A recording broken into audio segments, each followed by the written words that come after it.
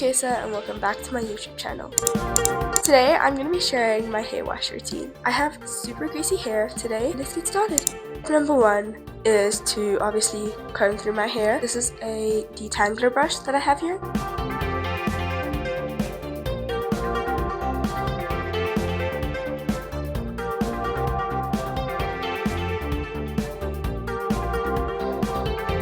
I have this homemade hair oil that is in a bowl of hot water so that it's warm on our scalp. Mom, you're helping me out to put oil in my hair. You should also massage your hair after you put on oil. You could also use something like this if you don't have someone to massage your hair for you. Curry leaves, methi seeds, cloves, rosemary.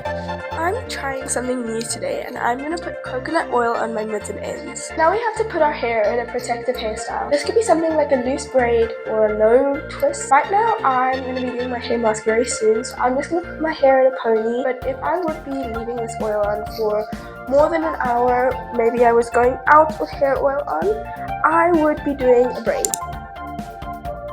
So guys, I have my mom. What goes into the structuring of a hair mask? Do you always use a banana? Do you always use an egg? I use banana or avo. I always use an egg. Onion juice is also there. What types of powders do you use? Today we used hibiscus powder and moringa and sometimes amla arita powder. Thank you so much, Mom. Now with my hair mask in my hair, I'm going to use a claw clip to put it up. It looks like an egg right now, but we have to leave this hair mask in for about half an hour to an hour until it's dry.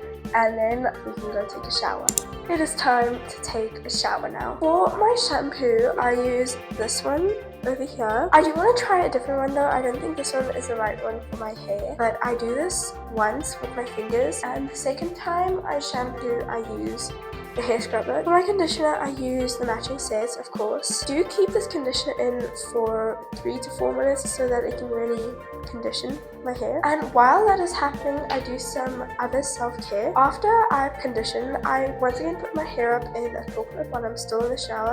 I explained this part really badly, but basically what I was trying to say was that all the dirt that is removed from your head when you're washing your hair runs down your body before it gets to the drain, so it basically just dirties your body again. So I always wash my face and then I wash my body after I wash my hair, just to get rid of all that extra dirt. I'm gonna go take a shower now. I'll see you guys after my shower. I just got out of the shower, but I'm gonna let my hair dry a little bit, air dry, before I put in flaxseed gel and brush through it. So I'm back now and my hair is completely dry. I'm just gonna brush through it with this tangle teaser.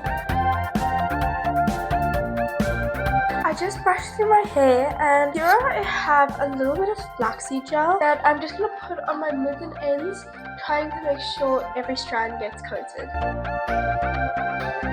And there you go, that's my hair wash routine. Before you go, I do want to just talk about a few more things that I really think are important to consider when washing your hair. Also, please just excuse my voice, I'm recovering from a cold. First thing I want to talk about is that you should really only be shampooing your mids and ends. No, I'm lying. You should only be shampooing your scalp. When you wash your hair, the soap and the suds that run off when you're rinsing your shampoo out is more than enough to clean your mids and ends. And you really shouldn't be shampooing your mids and ends, it just dries them out. Number two, you should really only be washing your hair when it's oily. You definitely shouldn't be washing it every day, but if your hair gets oily super fast, maybe every second day. For me, it's about twice a week, every 3 to 4 days. I know some people can go a week without washing their hair, but I think you should wash your hair at least once a week. Don't go longer than a week. My third tip is, I know this won't be totally applicable and totally doable for everyone, but it's to try not to use heat in your hair, especially with like hair drying and stuff. So I always try and let my hair